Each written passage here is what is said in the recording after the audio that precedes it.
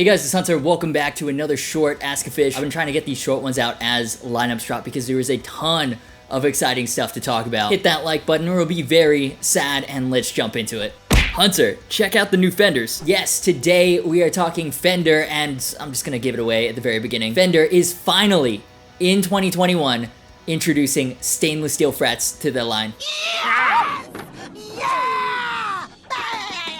The new American Ultra Luxe series all has stainless steel frets. Yeah, honestly, I think most of us thought that this was happening last year with the launch of the original Ultra series. Like, all the marketing behind it was, you'll never play a Fender in the same way again, or something to that effect. And so I was like, oh, stainless steel frets, here we go. And then the Ultras actually dropped and there weren't any stainless steel frets. And Fender was all like, but what about this sculpted neck joint though? And it was like, yeah, cool, I guess. No, I mean, they also had that compound 10 to 14 inch fingerboard radius, which was really cool. Great for the traditional Fender feel on the lower frets for chording, and fast lead lines on the flatter high fret section. But yeah, this year the Ultra Luxes are what I thought last year's Ultras were gonna be. So we've got 4 new models in the series. The American Ultra Luxe Stratocaster Alder body comes in 2-color sunburst with your choice of maple and rosewood fingerboards, then plasma red burst with a maple board. The red headstock is maybe a little much, but the 2-color sunburst with the maple board and black headstock, yes. Then the American Ultra Luxe Telecaster.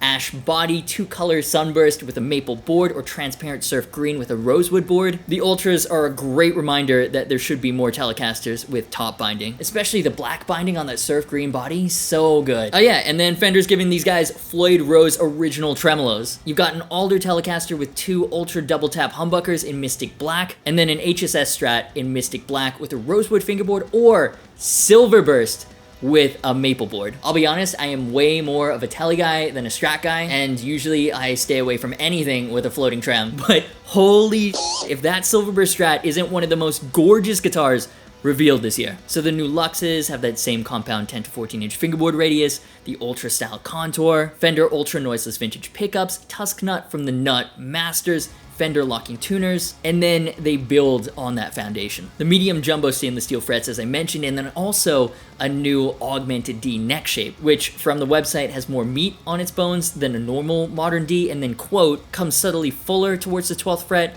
with shoulders that soften in the higher register. With the super rounded edges also found on the American Professional 2s, that sounds like a really interesting development in the quest to make the ultimate neck for rhythm and lead players alike. Super interested to try that out. Now, these Ultra Luxes start at $2,300, add another $100 if you want one with a Floyd, which I do because that's silver burst. So they're not cheap, and they're a good $300-400 more than the standard Ultras. You are getting the stainless steel frets though, which is a big upgrade. That extra smoothness, that extra quickness is a huge deal when it comes to feel, in my opinion. I love stainless steel frets, and I love how, because they're so hard, they stay that way forever, and you'll never have to refret your guitar. You're gonna have to decide for yourself though, if for you it's worth that much extra cash. Regardless of whether or not you decide to drop that extra cash though, you should be keeping it safe using a Ridge wallet. That segue worked a lot better in my head. But yeah, let's take a quick minute to thank the Ridge wallet for sponsoring today's video. You've heard me talk about them before. Ridge is redefining the wallet. Most wallets are big and bulky in part because somehow they collect all this useless stuff, unused loyalty cards, old receipts. Like, what is this that I just found in my old wallet? A card for a hotel that I stayed in 2 years ago. The Ridge wallet is different. Super compact design, the plates are RFID blocking to thwart scammers and are made of highly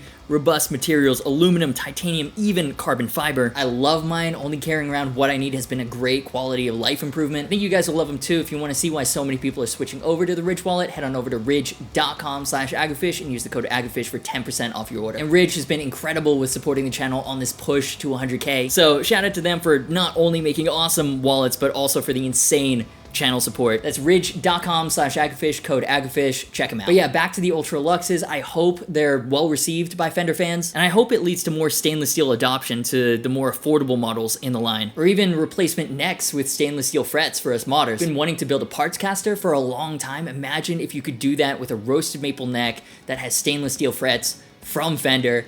amazing. The other big story from Fender is their new MIM Noventa series. Fender have gone completely P90 crazy with the Noventas, and I love it. They've got kind of a 1, 2, 3 theme going. The Noventa Telecaster has a single P90. Sorry, they're calling it a Noventa single coil. Comes in vintage blonde and Fiesta red with maple boards, then 2-color sunburst with the Palfero fingerboard. I love the strange shapes of the pickguard and control panel on these. And I can't tell if they're super cool or super ugly, but they were born for punk rock. The Noventa Stratocaster has dual Noventa single coils. Your options are crimson red with the Palfero fingerboard, Daphne blue with a maple board, or surf green also with a maple board. That blue. Fender, stop. I'm already having a tough time trying to figure out what I want to check out from you this year. I just love that color combination so much, and with the black P90s too, well done. And the last one, a Noventa Jazzmaster with 3 P90s. What the f, but okay. Comes in surf green and Fiesta red with a maple board, and walnut with a Palfero fingerboard. Again, I reiterate, what the f? Do you like it? I have no idea if I like it. I love how Fender doesn't even care. They're trying something new. Now, all the Noventas have alder bodies, modern C-shaped maple necks, and 21 medium jumbo frets, so they should feel very familiar to Fender fans. It's just those new Noventa single coils give them a different attitude and different tone to any of the other Fenders in the current lineup. Sure, why not? Experimentation, bring it on, love it. This is also Fender's 75th anniversary. That's amazing, that's a huge deal. And so of course there are special models to celebrate the occasion. On the USA side, the 75th anniversary commemorative Stratocaster and Telecaster feature alder bodies, gold hardware, anniversary badging on the back of the headstock and neck plate, locking tuners with pearloid buttons, deep C neck profiles, and special custom shop pickups. The Strat is getting fat 60s pickups, while the Tele gets a set of twisted Teles. I mean, they're very traditional with that extra bling factor, but they also get custom shop pickups and locking tuners, which are solid upgrades, so I hope they aren't all just bought up to be case queens. Realistically, that's how a lot of these limited edition commemorative models end up, but I hope some are actually bought to be played because they look solid. Made in Mexico is also getting in on the party. The 75th anniversary Stratocaster and Telecasters go for $850, less than half the price of the USA models. Not gonna lie, they are the more affordable ones, but I actually like how they look better. They still make a big visual statement without being gaudy. Silver sparkle finishes, matching headstocks, which is super cool. Oh, sorry, it's called Diamond Anniversary. Someone at the Fender marketing department worked hard on that name, so I will respect it. No special badging on the back of the headstock,